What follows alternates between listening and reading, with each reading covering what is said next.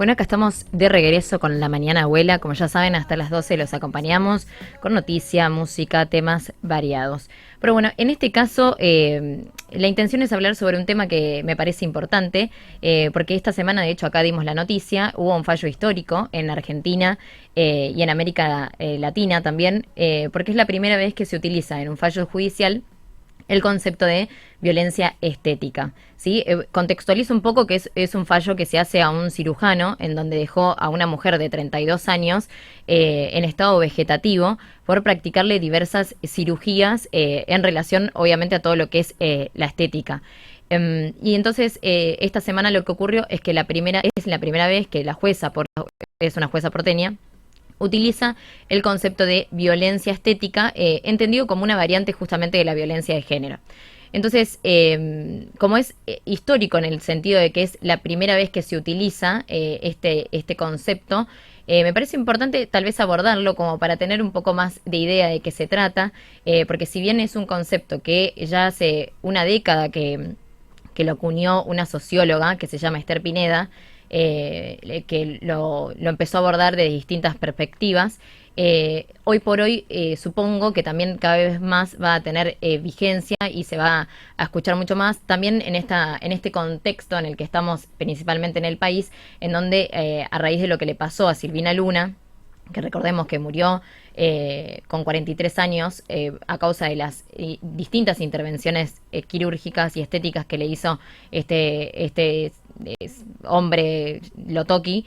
Entonces, bueno, con todo este contexto que estamos teniendo, en donde pasan hay distintas afecciones a nivel físico a raíz de intervenciones estéticas y demás, introducir este término y charlarlo un poquito está bueno como para que todos estemos un poquito más informados. Así que la tenemos en comunicación a María Ángeles Camuso, que es, te voy a decir una torta de cosas porque es una capa, es licenciada en Comunicación Social, magíster en Estudios Culturales, docente e investigadora de la Facultad de Ciencias Políticas de la UNR, forma parte de la Secretaría de Género en la misma facultad y también es docente e investigadora en la UAI. Así que acá tenemos conectada a una super capa en relación a todos estos temas, así que vamos a charlar un poquito con ella. María Ángeles, ¿cómo estás? Hola, ¿cómo están? ¿Me Ay, escuchan bien? se escucha perfecto. Ay, genial, bueno. Sí, muy Eh, buen audio. hemos vuelto a las actividades por Zoom. Sí, viste, esto es como un Bueno, retro track. bueno, pero de alguna manera, para algunas circunstancias nos beneficia porque nos permite esto, ponernos en contacto fácilmente, Exacto. en circunstancias que por ahí hubiera complicado un poco más la Exacto. copresencialidad. Exacto, en algunas situaciones es beneficioso porque permite esto, inclusive también hablar con gente de otros lugares que tal vez uno no podría tener su presencia física. Pero bueno, María Ángeles te hice toda una presentación, la verdad que muy grosa, entonces la idea es hablar un poco de este término, porque como decía, es algo que me parece que está bueno ponerlo en la agenda, empezar a discutirlo, empezar a hablarlo, porque si bien es un concepto, como decíamos, que Esther Pineda lo introduce hace muchos años, una década precisamente, hoy siento que está cada vez más en boga por todas estas cuestiones que están pasando en relación a Silvina Luna y distintos casos de mujeres que padecen cuestiones físicas a raíz de las intervenciones que se hacen estéticas. Sí, exactamente. Como vos decís, Esther Pineda, este año la tuvimos a principio de año en la Facultad de Ciencia Política, presentando su último libro, pero ella desarrolla este concepto sobre todo en un texto de hace varios años que se llama Bellas para Morir, estereotipos de género y violencia estética contra la mujer. Y ella, de alguna manera, trata de explicitar o de desarrollar este concepto para aludir a un tipo de narrativa particular que podríamos ubicar dentro de lo que en nuestra ley está tipificado como violencia simbólica, pero recortado precisamente a todas aquellas narrativas, representaciones y prácticas que presionan a las mujeres a cumplir cierto canon de belleza. Pero también eh, condena, discrimina y excluye a aquellas que no lo cumplen y además genera efectos sobre esas personas que no lo cumplen y sobre las que lo cumplen a raíz de todo el esfuerzo, el trabajo y los malestares que puede generar tratar de acomodarse a esos estándares. Claro, porque es un poco esta cuestión de, bueno, todo lo que porque es algo como muy, muy fino en relación a lo que realmente representa, porque es, bueno, toda la presión que sufren las mujeres en relación a sus cuerpos y demás, y en realidad esto de la violencia estética es, la traducción final es todo lo que, todas las agresiones o todas las cuestiones que vos haces para cumplir esos estándares, ¿no es cierto? Claro, por eso decimos las narrativas y las prácticas, porque Exacto. digamos, es decir, esas prácticas tienen lugar en un contexto donde hay una, cuando decimos narrativas decimos imágenes, cosas que circulan, diálogos cotidianos que tenemos, donde aquello que no se acomoda a ese canon de belleza, que es inalcanzable, que es hegemónico, que es uno, a pesar de que en los últimos años pareciera Ujú. que hubo una cierta diversificación, sin embargo sigue siendo muy presente un tipo de belleza particular, con ciertas características y al cual, para alcanzar el cual, las personas, especialmente las mujeres, se someten a una cantidad de acciones y de intervenciones, que son lesivas para su cuerpo, para su salud física, pero también para su salud mental, digamos. Me parece que eso también hay que tenerlo en cuenta. Pero digo, todas estas prácticas se hacen en un contexto donde todas esas narrativas figuran, ejerciendo presión. Exacto. Y en esto que vos decías también, como también marcar una cuestión de época y analizarlo un poco, porque siento que en algún momento en el contexto en el cual Silvina Luna y demás se realizaron todas estas cirugías, siento que tal vez el hecho de hacerse una cirugía estética era algo como que estaba reservado tal vez o era más para cierto tipo de famosa o personas que están expuestas y demás.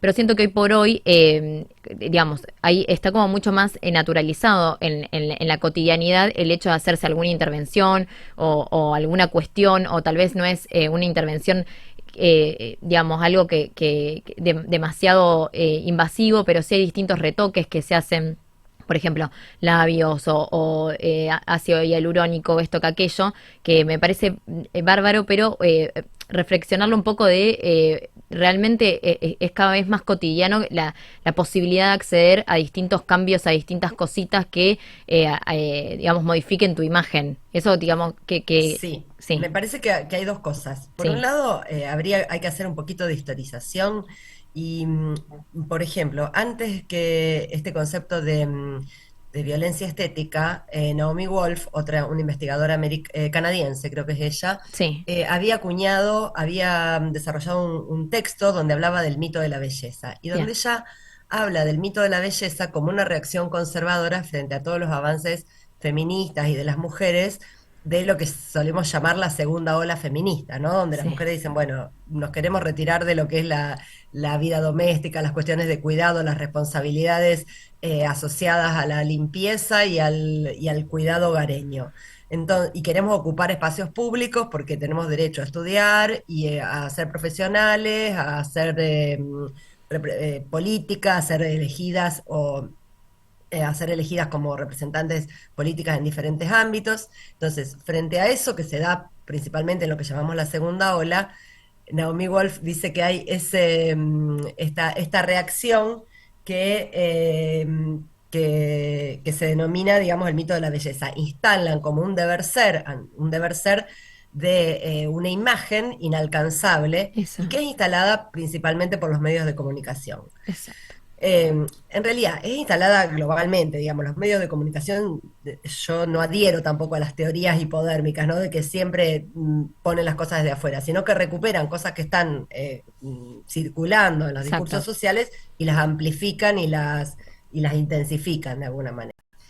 Entonces, ¿qué es lo que pasa en estos tiempos? Me parece que después pasaron muchas cosas, pero, en otro momento de mucha reacción de las mujeres, de una ola feminista muy fuerte, como fue esto que solemos llamar en la cuarta ola, que se dio sobre todo acá en Argentina a partir del Ni Una Menos, digamos, de 2015, también se, vuelve a aparecer una ola conservadora, que en este caso además está muy ligada a nuestra digitalización de la vida cotidiana, a esto de Exacto. que todo el tiempo estamos expuestas y expuestos ya no solo a la mirada pública cuando estamos en los lugares de trabajo, en los lugares a los que accedimos, en los lugares públicos, sino a la mirada cotidiana todo el tiempo de todas las personas. Todo el tiempo estamos publicando fotos, todo el tiempo salimos en videitos, todo el tiempo Ujú. hacemos circular eso como modo de contacto. Esto mismo que estamos haciendo nosotras, tal vez en otro momento yo no hubiera aparecido acá en Tal cámara cual. conversando con vos y estaría en un teléfono y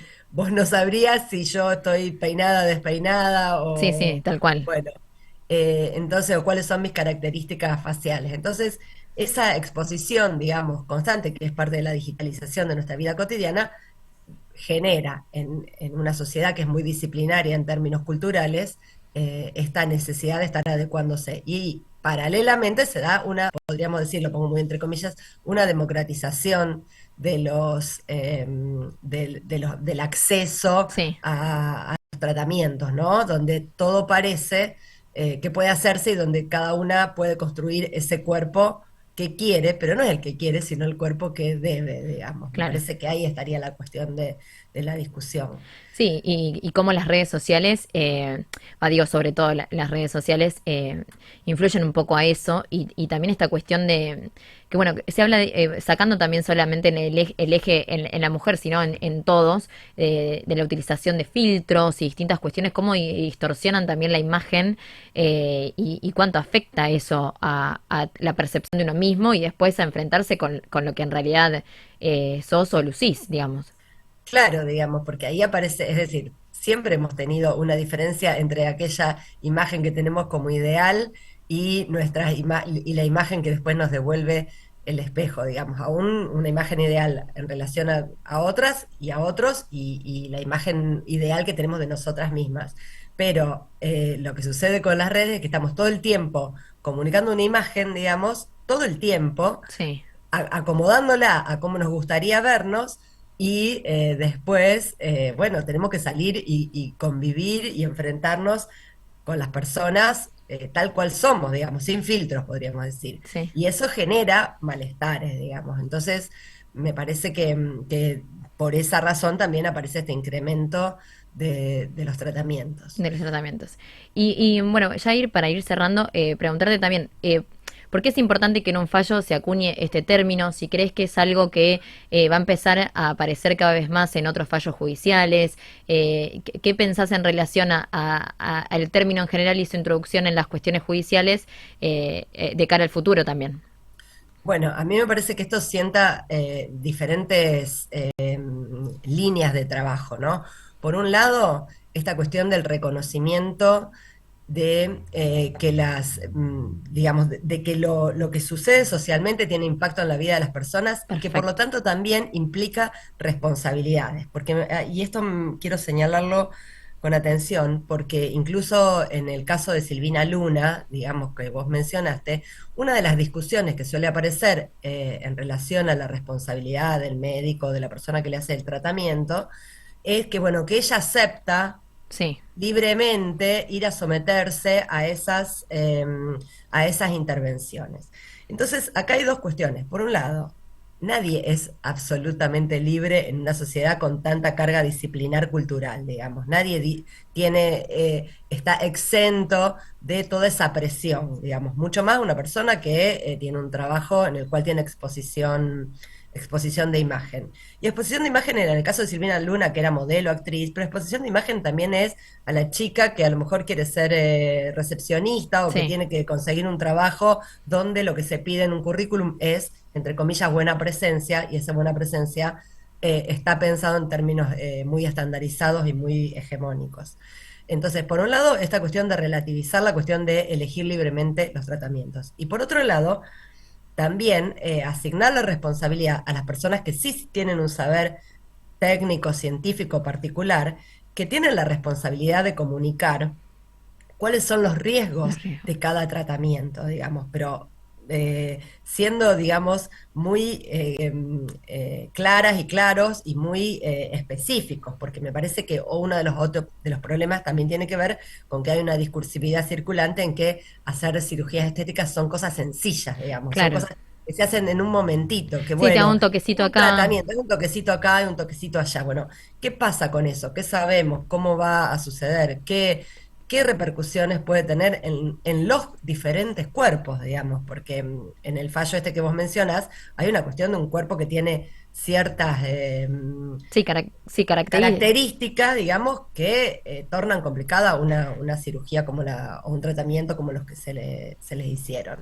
Entonces me parece que permite, digamos, sentar una jurisprudencia que habilite a reflexionar o a utilizar esos mismos argumentos en otros fallos. En otros Y fallos. probablemente también otra línea va a ser pensar cómo una figura como esta o una conceptualización como esta puede llegar a ser incluida en las legislaciones que ya tenemos vigentes, como es la ley, la 26485, que es la de protección integral contra las violencias de todo tipo hacia las mujeres. Claro, que se A incluya las como específico como un tipo de violencia, que en realidad está medio esta discusión o esta cuestión de que sí es una es un tipo de violencia simbólica y demás, pero que sea como un poco más particularmente tratada, ¿no? Desde lo legislativo. Sí, de hecho, nosotras hemos tenido cambios en la ley 26485, que Sí, es del 2009. En 2019 se incorporó la figura de la violencia política, por ejemplo, que era una figura que no estaba. sí, Entonces, hay antecedentes como para decir, bueno, esto puede ser incorporado, incorporado. hay que tipificar específicamente de qué se trata la violencia estética y en qué casos podría ser aplicada Aplicado. esa categoría. Bueno, María Ángeles, un gusto hablar con vos. La verdad que por ahí está bueno tener una voz autorizada para hablar del tema y poder ponerlo con palabras claras y desde la información. Así que bueno, y me parecía bueno también abordar estos nuevos conceptos, que en realidad no son tan nuevos, pero suenan cada vez más en la cotidianidad, como para empezar a tener conciencia y a lo mejor cada uno desde nuestro lugar reflexionar algo que es tan difícil, que es esta cuestión de juzgar el físico ajeno y demás, pero que bueno, reflexionándolo un poquito, tal vez de a poco vamos haciendo algo, ¿no? Así que, bueno, un gusto y un placer hablar y seguramente seguiremos en contacto para otras entrevistas. Muchísimas gracias por la invitación y seguimos conversando cuando ustedes quieran. Dale. Bueno, Lito, mándame un temita y después volvemos con mucho más La Mañana Abuela.